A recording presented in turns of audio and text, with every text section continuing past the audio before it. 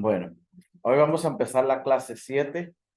En el capítulo 7 vamos a ver este está bien corto, el capítulo 6 y el 7 son cortos y vamos a ver el resumen de lo que se va a tratar todo el 7. Y el 7 dice en el punto número 1, dice, la mayoría de nosotros, palabra clave aquí es mayoría. La mayoría de nosotros como cristianos no entendemos que el establecimiento del nuevo pacto significó una gran diferencia en la manera como todo funciona, incluyendo la oración. Y esto es algo muy importante porque hay veces que nosotros, dice la palabra de Dios que todo sirve para bien, todo es para bien, pero cada pacto tiene su elemento y tiene su función. En el Antiguo Testamento miramos que el Padre era el que estaba funcionando ahí. En el Nuevo Testamento, aquí ya hay dos personajes funcionando. El primero fue el ministerio de nuestro Señor Jesucristo y el que está ahorita culminando la obra maestra es el Espíritu Santo. Entonces tenemos que entender eso muy importante para que podamos, una, entender las escrituras, dos, poder saber expresarlas y tres, saber comunicarlas. Porque un texto fuera de contexto es un pretexto. Entonces, si nosotros usamos un texto que está fuera de contexto, eso quiere decir que a veces incriminamos lo que no es. Entonces, eso trae un grave problema y un gran dilema cuando nosotros no entendemos esa situación. Entonces, aquí en el punto número 1 dice, la mayoría de los cristianos no entendemos que el establecimiento del nuevo pacto significó una gran diferencia en gran manera, como todo funciona. Un ejemplo, un carro de 1940 a un carro ahorita 2000, ¿funcionan igual? No. Antes un carro tú tenías que bajar y darle cuerda para que prendiera el carro. Las llantas eran de madera, no tenía aire acondicionado. Con trabajos tenía brecas, la breca era una palanca. Entonces todo va evolucionando.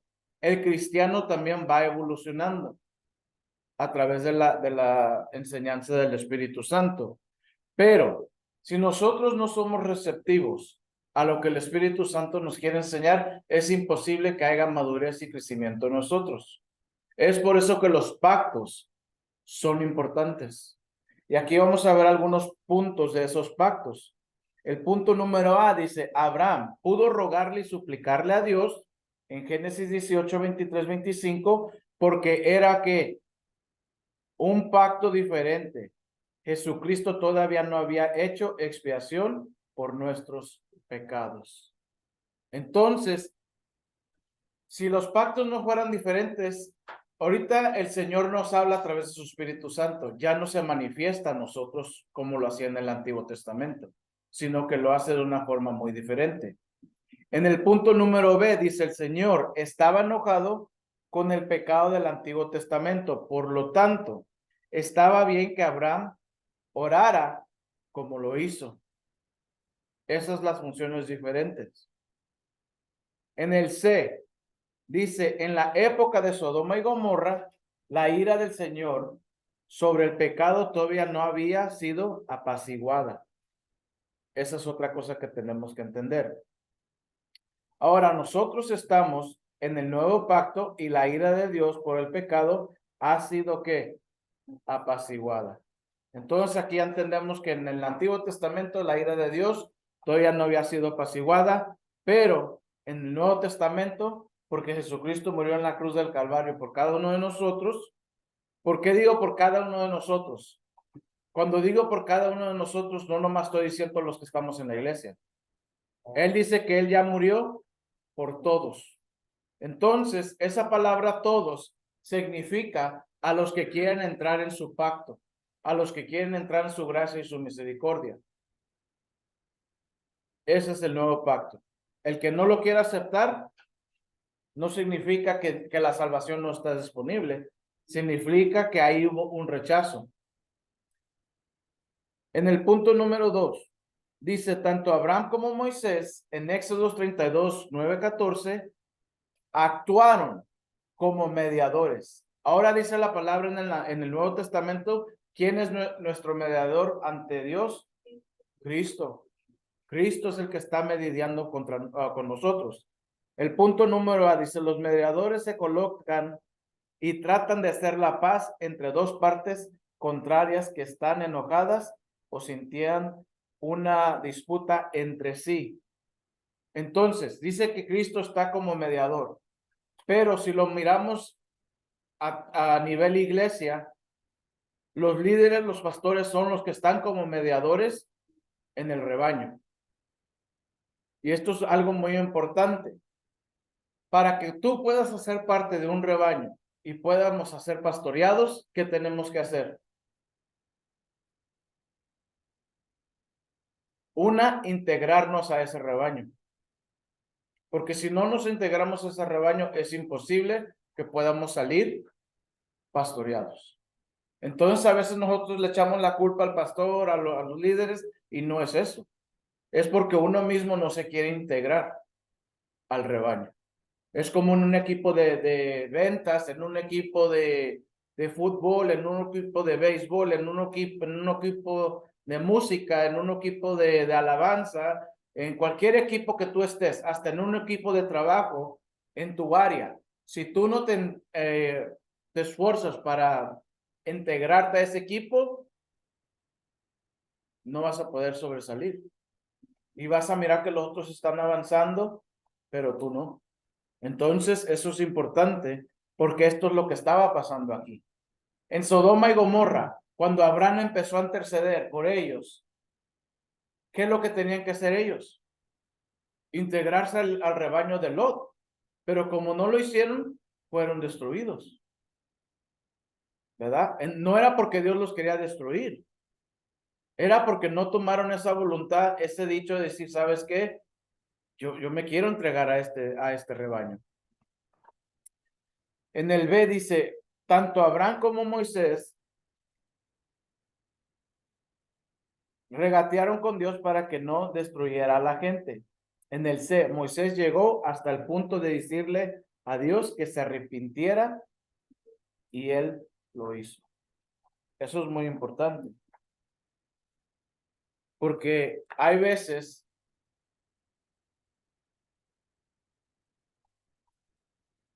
que nosotros no entendemos que para que lo espiritual se mueva,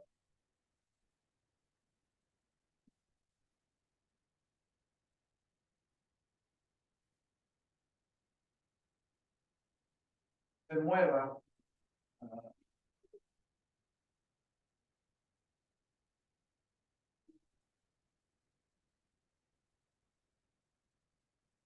en el mundo, ¿qué se necesita?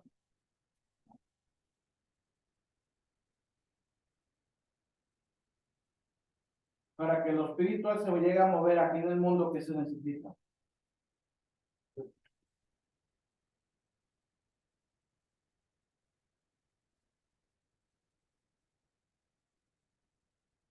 ¿Qué dice capítulo 1 de Juan, versículo 14?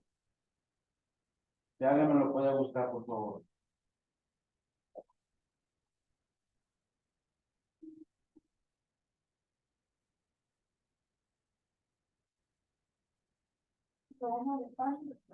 Sí.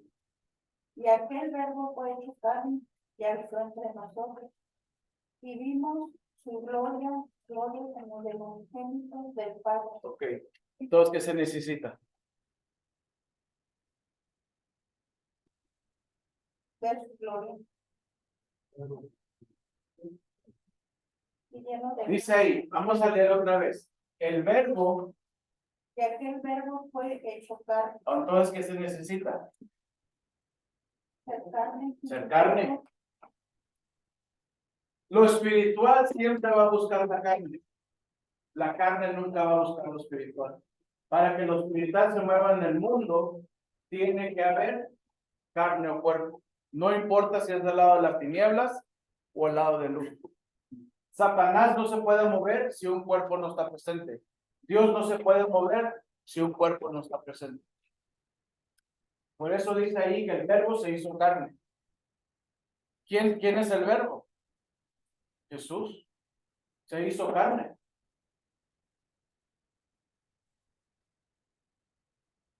Eso es algo que tenemos que entender. Y es algo que no entendemos. Entonces, la carne nunca se va a mover en lo espiritual. Nunca. Es imposible. Pero lo espiritual sí puede mover la carne. Ok. Vamos al punto número 3. Dice, hoy muchos de nosotros como cristianos, creemos que debemos rogar, suplicar hasta que Dios conteste nuestras oraciones. Y aquí hay algo muy importante que tenemos que sacar a relucir, porque la palabra de Dios nos enseña y nos dice que presentemos toda súplica con acción de ¿qué? De ruego y gracias.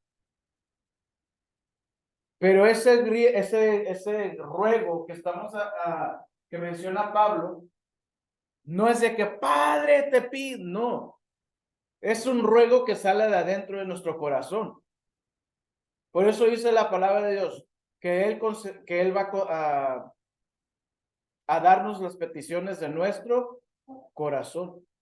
Ese es el ruego, con acción de gracias. Entonces, si está en tu corazón, si tú ya lo miraste, ya lo sentiste en tu corazón, ahora ¿qué tienes que hacer?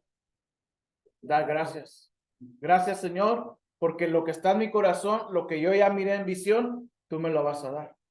Entonces tú estás moviendo lo espiritual a lo natural entre el ser humano, pero en realidad lo podríamos llamar sobrenatural.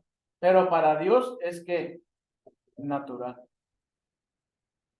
Porque Él no piensa humanamente como nosotros.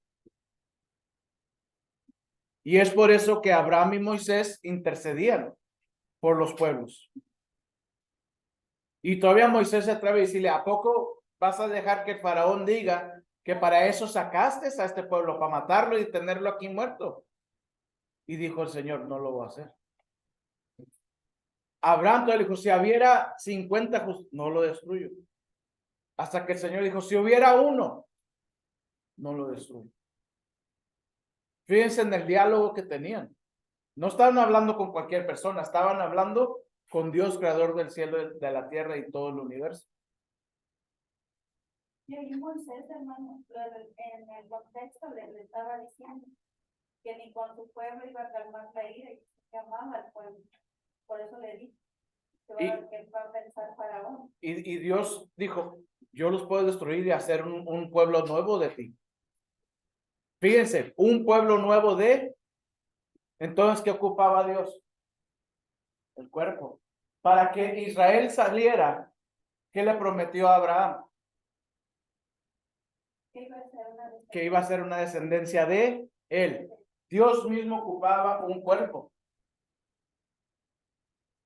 ¿Estamos entendiendo? Ahora le dice, voy a ser una nación santa como las estrellas. Esa es una generación. Y dice, y si contaras la arena del mar, esa va a ser otra generación. Entonces Dios hizo 2 generaciones. ¿Ok? 2 generaciones. De Ismael no, porque Ismael no era de la promesa. Era Isaac. Sois de Ismael, a Ismael no se le prometió que iba a tener descendencia. Pero Isaac sí. Isaac era el hijo de la promesa. Entonces, Ismael no viene a jugar parte de, aunque es hijo de Abraham, pero no viene a jugar parte de la promesa. Porque el ángel le dijo a Abraham que iba a ser un pueblo grande también. Sí, pero no de promesa. Esa es la diferencia. Ismael no era hijo de promesa.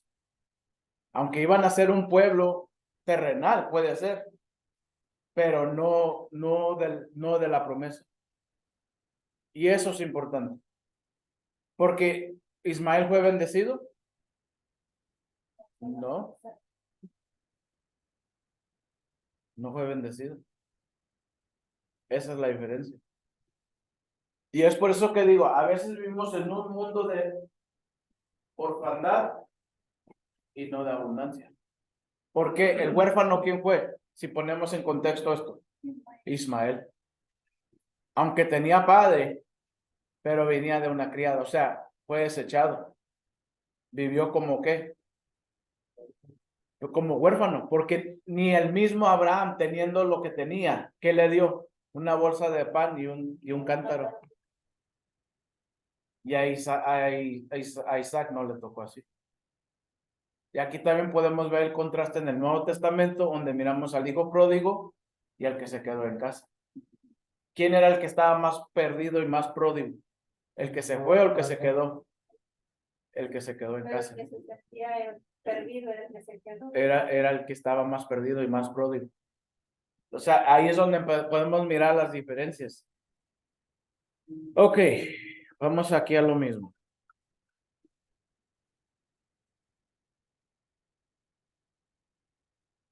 Dice, orar al Señor con una actitud de pleito exigente y orgullosa hoy, como Moisés lo hizo en Números 16, 28, 50, verdaderamente es una ofensa para él, porque significa que no estamos confiando en Cristo ni creyendo en lo que Él ya ha hecho.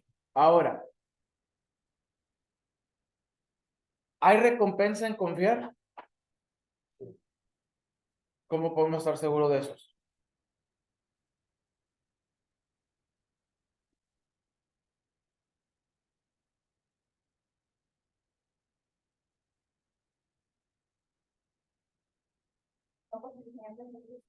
Confiar en mí. Ok, denme un texto bíblico que diga que tengo que confiar porque hay recompensa. Él dijo, confiar en mí, porque yo he vencido al mundo.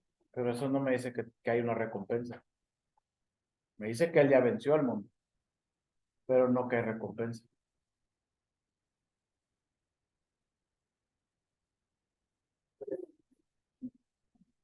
A ver.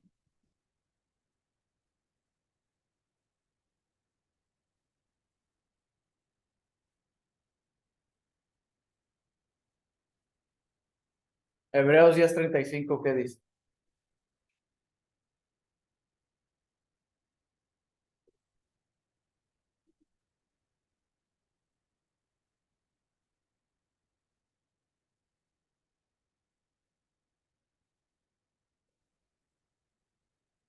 Hebreos 10:35. Que tiene grande valor. Ah, entonces, ¿qué es lo que dice ahí? No perdéis, ¿verdad? No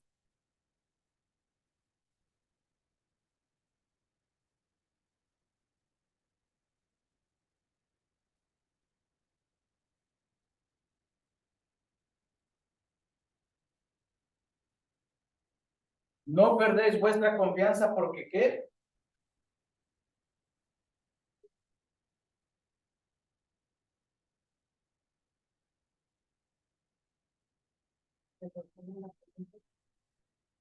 Hay que leerlo otra vez. Porque os es necesaria la paciencia para que habiendo. No, 35. No perdéis vuestra obediencia, que tiene gran valor. ¿Qué tiene que? Grande valor. Ok.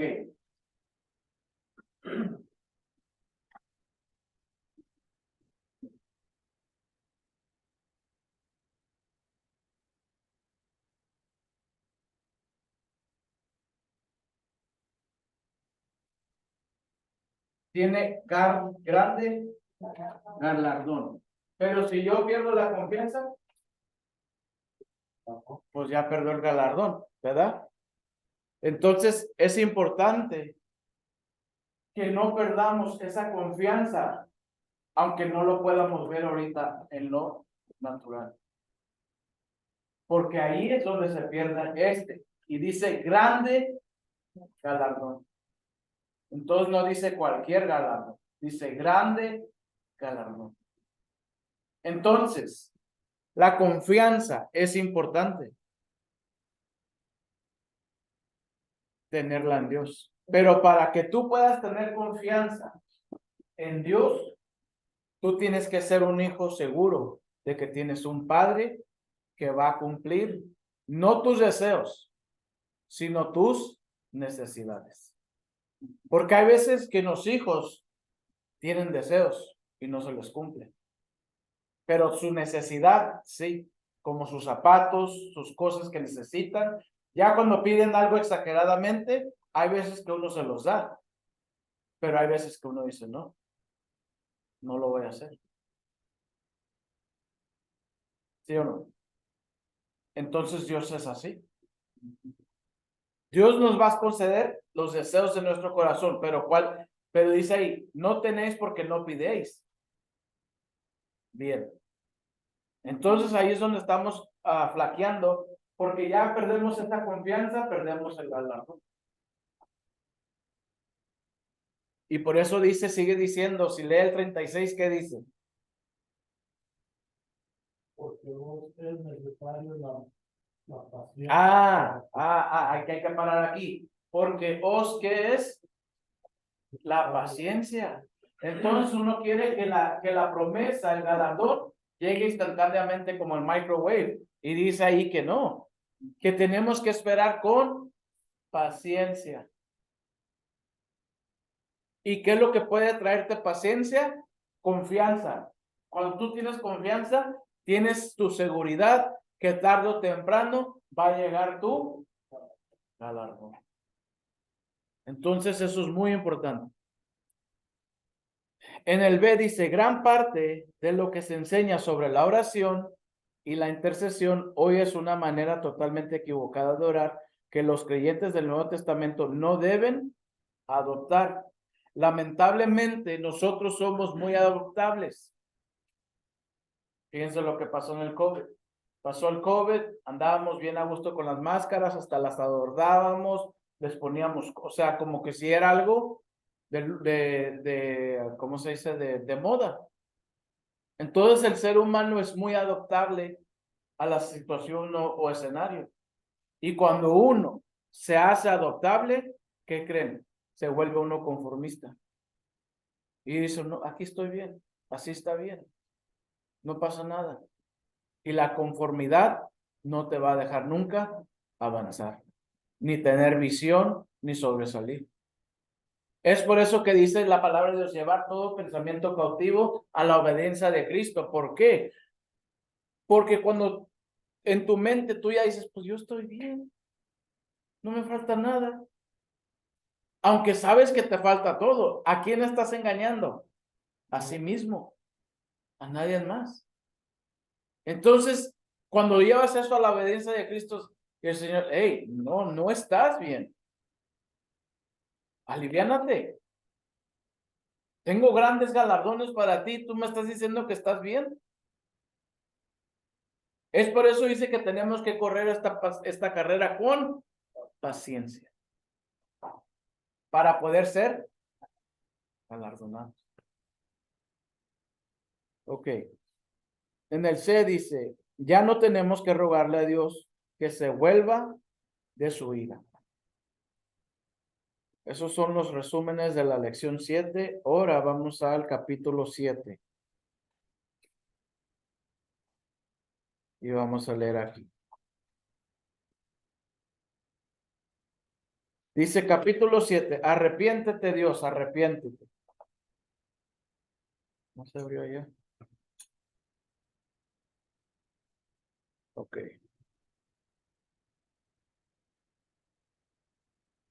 Dice, la mayoría de los cristianos cree que la única diferencia entre el Antiguo Testamento y Nuevo Testamento es una página en blanco en medio de la Biblia. No comprenden que el establecimiento del nuevo pacto significó una gran diferencia en gran manera como todo funciona, incluyendo la oración. Ahora, aquí está hablando de pactos. ¿Cuántos de nosotros pensamos y creemos que Dios todavía es un Dios de pactos? ¿O ya se acabó los pactos? ¿Esto es un pacto? Sí. Esto es un pacto porque te está diciendo, no pierdas nuestra confianza porque vas a perder tu galardón. Eso es un pacto. El pacto sigue vigente. El pacto es una cosa que tenemos que entender que sigue vigente hasta que ya no existamos. La salvación es un pacto. La gracia es un pacto. La misericordia es un pacto. Todo lo que Dios hace es pacto. Dice en Génesis 18, Dios visitó a Abraham y le prometió una bendición unas bendiciones extraordinarias. Luego le dijo que estaba planeando destruir a Sodoma y Gomorra. Dios envió ahí a los 2 ángeles que lo acompañaban para evaluar la situación. Sodoma y Gomorra estaba a punto de ser sometidas a juicio. ¿Ok? Primero, fíjense, Dios le dice a Abraham, ¿sabes qué? Va a haber muchas promesas, como el cielo, como la tierra, vas a tener descendencia, todo esto. Después le dice, ¿sabes qué? Voy a destruir a Sodoma y Gomorra. ¿Por qué Abraham empezó a interceder por Sodoma y Gomorra? Porque ahí estaba su parentela, ¿verdad? La importancia de nosotros interceder por nuestra familia. Ahora, no solamente familia de sangre, sino en Cristo. Y no lo hacemos. Porque aquí Abraham podríamos decir que estaba intercediendo nomás por Lot, pero en realidad estaba intercediendo también por Sodoma y Gomorra, por todos los habitantes. Decía, no destruyas. No, porque él ya sabía que los ángeles estaban con Lot, que lo iban a ir a sacar. Pero Abraham estaba intercediendo más porque no destruyeran a Sodoma y Gomorra. No tanto por Lot, porque él sabía que Lot iba a ser salido, iba a ser sacado. Pero Sodoma y Gomorra sabía que iba a tener un juicio tremendo. Fíjese en el corazón de Abraham, pero no lo miramos ahí como padre de la fe, y menos lo ponemos en práctica para con nosotros. Esa es la importancia. ¿Por qué? Porque hay veces, y seamos sinceros, hay veces que nuestra persona podemos decir, es que no me cae bien el hermano. Hay algo de la hermana que no me gusta. Pero ahí que está operando. Porque el Espíritu no te va a decir eso. ¿Y sabes por qué Satanás se mete sutilmente a meter veneno así? ¿Por qué? Porque ahí es donde viene el distanciamiento. ¿Por qué? Porque Dios sabe y Satanás sabe. Si yo junto a este rebaño y los uno, ya sabrá Dios qué podrán hacer. Pero mientras que yo traiga discordia y meta aquí mi cizaña, no van a poder llevar a cabo el propósito de Dios. Porque siempre va a estar la separación. Y eso podemos verlo a nivel iglesia. Pero ¿qué tal en tu casa? ¿Qué tal en tu trabajo? ¿Qué tal en tu misma persona cuando tu cuerpo, alma y espíritu no están conectados? ¿Vives cómo? En contienda contigo mismo. No entiendes lo que te está pasando. Entonces, la mente piensa una cosa,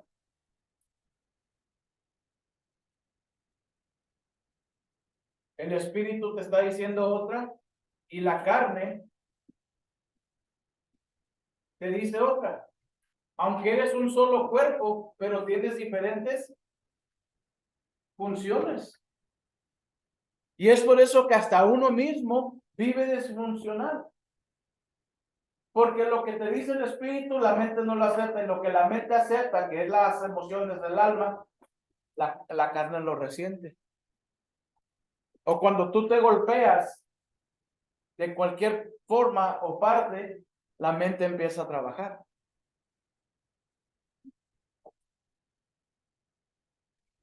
Dice, ante la presencia del Señor, se acercó a Abraham y dijo, ¿destruirás también al justo con el impío?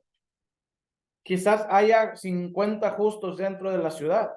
¿Destruirás también y no perdonarás al lugar por amor a los 50 justos que están dentro de él? Ahora, esto es importante, porque esto es lo que va a pasar en lo que dice el libro Apocalipsis. Porque aquí está hablando de los justos y los pecadores. ¿Sí o no? Y aquí Abraham está diciendo, ¿vas a destruir al impío junto con el justo?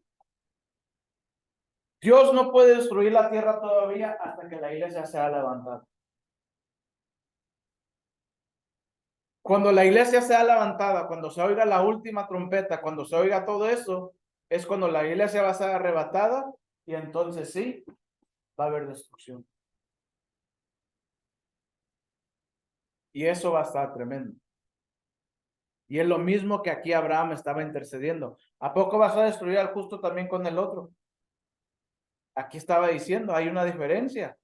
Es imposible que tú puedas destruir a Sodoma y Gomorra viendo 50 justos ahí. Esa es una importancia. Y hay veces que decimos, no, que esto y que el otro, pero no nos recordamos de dónde en realidad fuimos rescatados. ¿Por qué? Porque nos metemos en un traje religioso. Se nos olvida que también tenemos fallas. Se nos olvida que no hemos llegado a la perfección del varón perfecto, como dice la palabra, sino que estamos también en ese proceso. Y como estamos en ese proceso, pensamos y esquipeamos niveles. La palabra nos habla de los sembradores, la palabra nos habla de los llamados y la palabra nos habla de los fieles. Llamados, escogidos y fieles. 3 etapas, 3 facetas. Y no los ponemos en práctica. Queremos brincar de ahí al más grande. Y no se puede, porque vamos a un proceso. Todo nos lleva a un proceso. Todo. Y aquí es lo que le estaba pasando. Abraham estaba pasando por un proceso. ¿Por qué? Porque ya había pasado por el proceso de Isaac. Todavía no. Pero aquí ya le estaban quitando una parte de él también. A Lot. Pero ya estaba siendo preparado. Cuando Dios le dijo, hey, ¿sabes qué? Ya me vas a dar el hijo de la promesa. ¿Qué dijo Abraham? Vamos.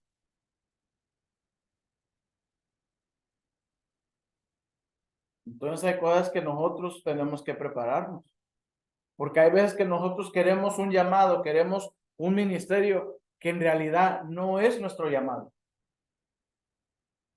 Pero lo queremos, lo ansiamos y es diferente. Es diferente cuando tú deseas algo a cuando Dios te dice, para esto te predestiné, para esto te llamé. Y es por eso que tenemos que buscar nuestro propósito en lo que Dios quiere para con nosotros. Porque por eso vivimos cristianos rutinarios frustrados. Porque decimos, es que yo estoy haciendo esto para la honra y gloria del Señor, y es mentira del diablo. Porque lo estás haciendo con pereza, lo estás haciendo con desamor, lo estás haciendo por tu ego, lo que tú quieras. Entonces ahí no fluye lo espiritual, porque es puro carnal. Y entonces cuando una persona tiene ese llamado, dice, esta persona cómo fluye y la oración, wow, o la alabanza, o lo que sea, X cosa. Y es lo que pasaba aquí. Lot le tenía envidia a Abraham. Quería superarlo, pero es imposible. Y cuando miramos en los ministros, en los ministerios, ¿por qué Elías se sometía tanto a Eliseo? ¿Por qué Eliseo se sometía tanto a Elías? Porque Elías no era como que sí, vente Eliseo, yo te voy a guiar. Elías era de hombre fuerte y le decía cosas. No lo quería. Pero él lo seguía. Y ya cuando dijo, ok, ya, voy a partir, te van a quitar a tu señor. ¿Qué le dijo Elías? ¿Qué quieres? Una doble porción de tu espíritu. Y tristemente, fíjense, aunque Elías le dejó una doble porción de su espíritu, ¿qué hizo Eliseo con eso? Nada, nada hizo. Entonces, ¿qué herencia nosotros estamos dejando también? Eso es importante.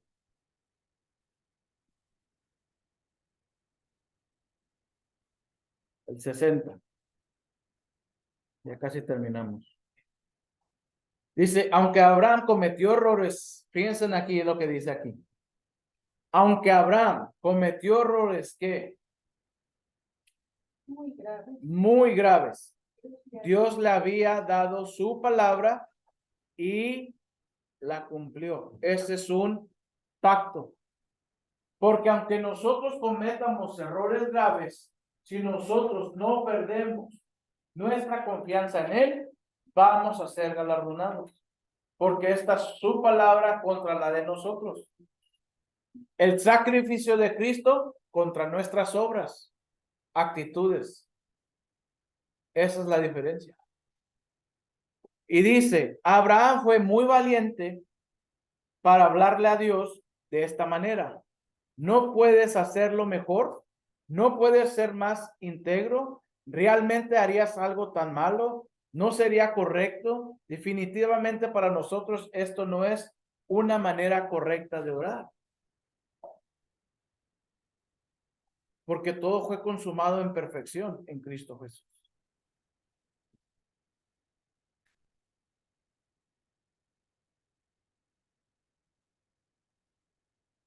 Un pacto diferente. Abraham pudo hacerlo así porque era un pacto diferente y Jesucristo todavía no había hecho expiación por nosotros. Sin embargo, es incorrecto que un creyente del Nuevo Testamento le ruegue a Dios de esta manera. El Señor estaba enojado con el pecado en el Antiguo Testamento.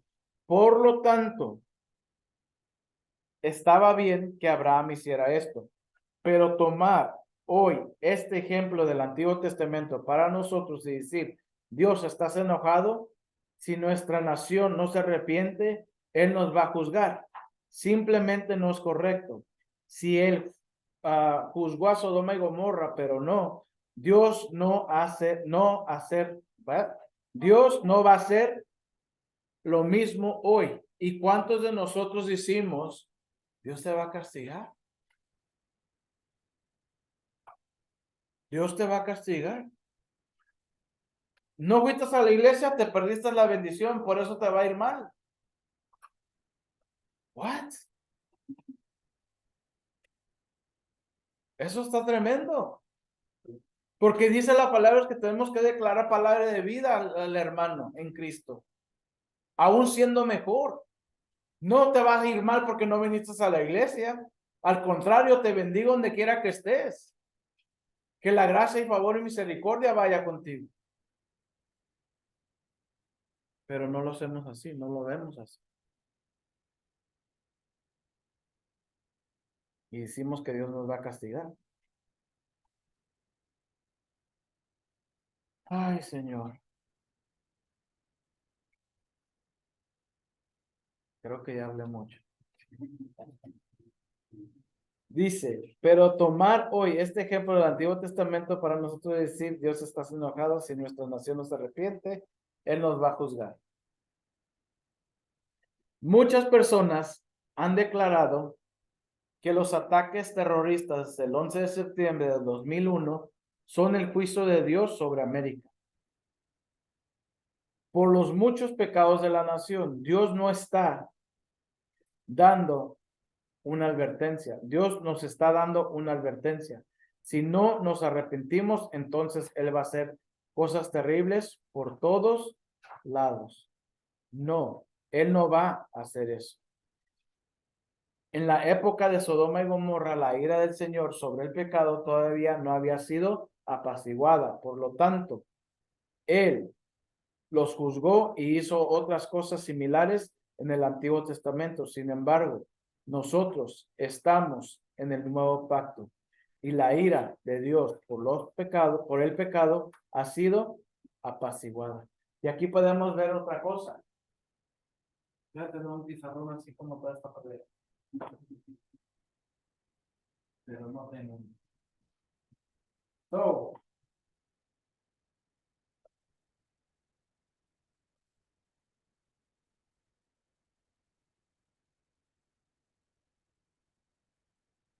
entonces aquí miramos, si miramos a Caín y a Abel, ¿qué fue lo que no le agradó a Dios? ¿El personaje o la ofrenda? ¿So fue el personaje o fue la ofrenda? Es un actitud porque dijo que en su rostro se le miraba. Es la ofrenda. ¿Por qué? Porque este compa trajo vegetales. Y este trajo un cordero. ¿Verdad? Y sin derramamiento de sangre, no hay remisión de pecados. Este quiso brincar. ¿Por qué? Porque en el atrio que se hacía, se hacían los sacrificios. En el lugar santo,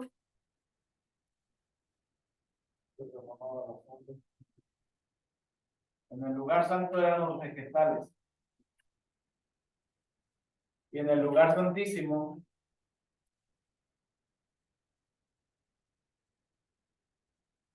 ahí se ofrendaban minerales.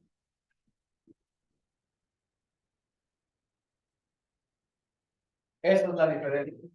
Por eso le digo que nosotros brincamos etapas. Muchos queremos llegar a Dios sin primero estar bien en Cristo. Y eso es imposible. Esto es lo que Caín quiso hacer. Aquí está mi ofrenda de vegetales.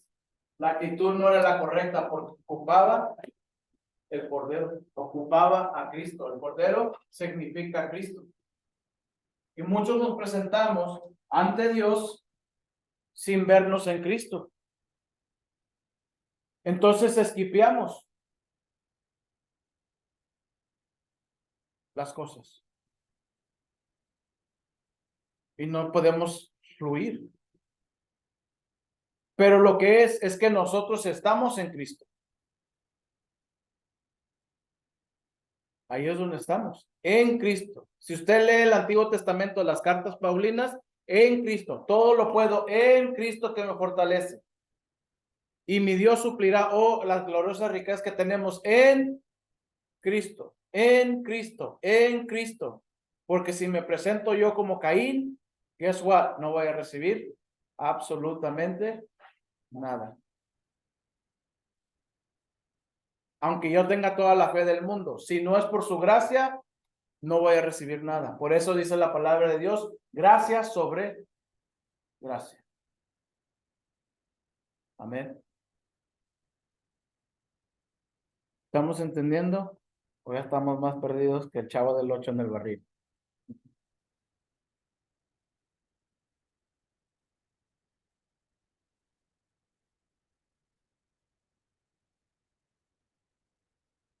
¿Cuánto nos queda?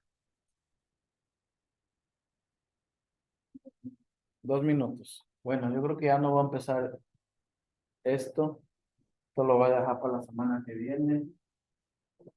Que viene siendo la página. ¿Qué página es? 61. 161. Sí, sí, la terminamos. 61.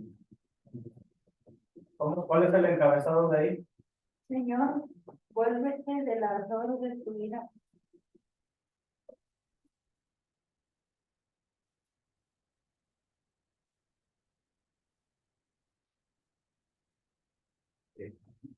Amén. Vamos a hacer una oración y vamos a entrar en unas preguntas. Bendito Padre, te damos gracias, Señor, por este día, Señor, por lo que tú nos enseñas, por lo que tú nos das, Señor. Gracias, Padre Santo, Señor, porque en ti podemos descansar, Señor, porque en ti podemos recibir, Señor, porque en ti, Señor, tenemos perdón de pecados, Señor, tenemos acceso, Señor, ante el trono de tu gracia, Señor. Gracias te damos por ellos, Señor. Gracias, Señor, por mis hermanos y hermanas que están aquí presentes, los que están por Zoom, Señor. Les bendecimos en el nombre de Cristo Jesús, Señor. Gracias, Señor, porque tú vas a seguir trabajando en cada uno de nosotros a través de tu Espíritu Santo, trayendo la revelación, Señor. En el nombre de Cristo Jesús te damos gracias. Amén y amén. Bueno.